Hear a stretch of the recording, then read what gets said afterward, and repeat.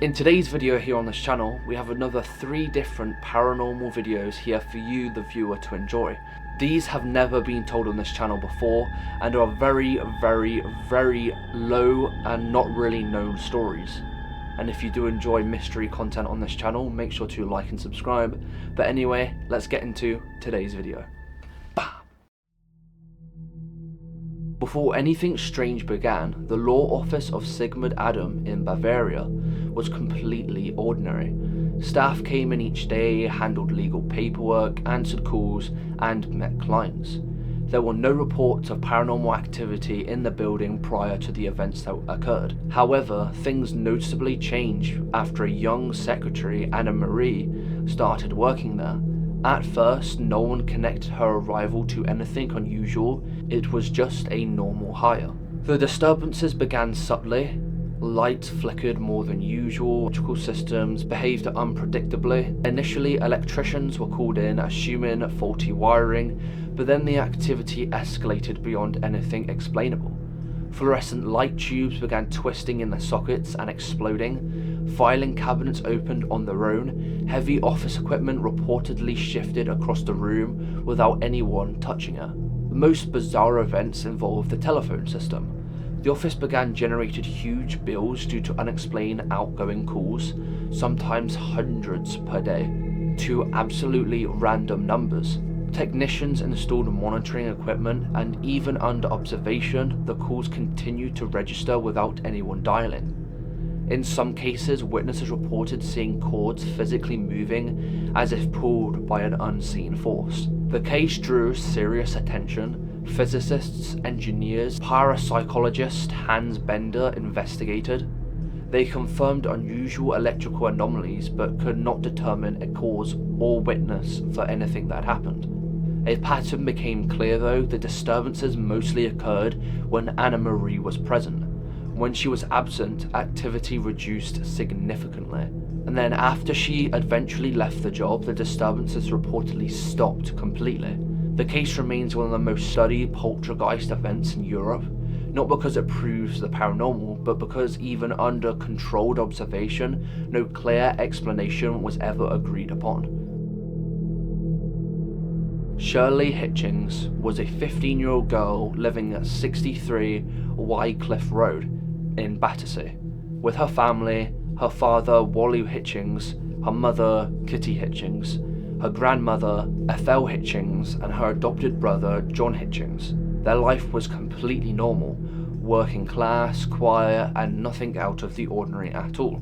But everything changed in January of 1956 when Shirley found a strange silver key on her pillow. It didn't belong to any lock in the house, and shortly after it completely disappeared. That same night, the first disturbances began. There was loud knocking and scratching sounds echoing through the house, strong enough to disturb the neighbours. At first, the family thought it might be plumbing or structural noises, but it quickly became something far stranger. Over the following weeks, the activity escalated dramatically. Objects moved on their own, furniture shifted, and items were reportedly thrown across rooms. The disturbances seemed to centre around Shirley. The family began referring to the entity as Donald, claiming it communicated through knocking patterns and later through written messages that appeared on paper and the walls. And investigator Harold Chibet became involved, documenting the events. There were also reports of police witnessing disturbances during the visits. The phenomena didn't stay confined to the house. Accounts suggest it affected Shirley's workspace and daily life as well. After years of ongoing disturbances, often said to last over a decade, the activity gradually stopped. The family eventually moved, and later accounts described a final goodbye message from whatever they believed was behind it. Afterward, the case became one of London's strangest but less covered hauntings. Unlike Enfield, it never reached the same level of global fame, but those involved maintained for years of what they experienced over those decades. Esther Cox lived in Amherst with her family in a modest house. Life was quiet and uneventful. However, everything changed after Esther experienced a traumatic attempted assault, which left her emotionally shaken. Not long after this event, strange occurrences began to follow her. At first, it was subtle, small noises, objects slightly out of place, and an uneasy atmosphere within their home. But within days, the activity escalated dramatically. Loud banging sounds echoed through the home, furniture moved without explanation, and objects were thrown violently across rooms in front of multiple witnesses. Esther appeared to be the center of the phenomenon. Witnesses claimed her body would smell unnatural, and scratches would appear on her skin as if inflicted by something invisible. In one of the most chilling moments, words reportedly appeared carved into a wall that said, "Esther Cox, you are mine to kill." Fires also began breaking out mysteriously in the home, adding to her fear. The case drew attention from Walter Hubble, who stayed with the family and documented what he claimed to witness firsthand.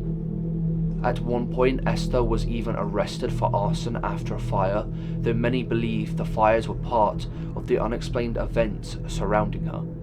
After months of intense activity, the disturbances eventually stopped, particularly after Esther moved away. Afterwards, the case became one of the earliest well-documented poltergeist cases in North America. While skeptics argue for psychological and environmental explanations, the sheer number of witnesses and dramatic claims keep it one of the most debatable paranormal cases ever to exist. But if you guys did like this video today of 3 short paranormal stories that are completely bizarre, if you do enjoy these cases, if you are some of the skeptics out there, if you do not believe any of these stories, search them up and look at other videos up yourself. It is very, very chilling. But other than that, I hope you enjoyed today's video, and I'll see you guys on the next one. Goodbye.